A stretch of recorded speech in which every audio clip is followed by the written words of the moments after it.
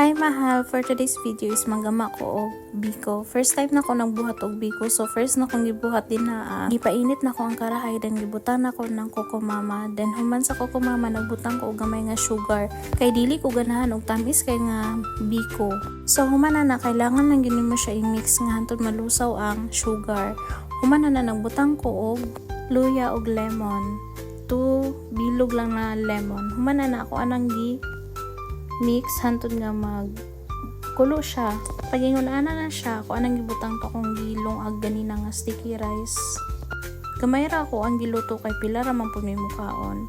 So pag humana na okay na siya, nagbuhat na pud ko og caramelized ana pang top. So ako ang gibuhat nga pang top ana is Coco Mama lang gyapon og powdered milk.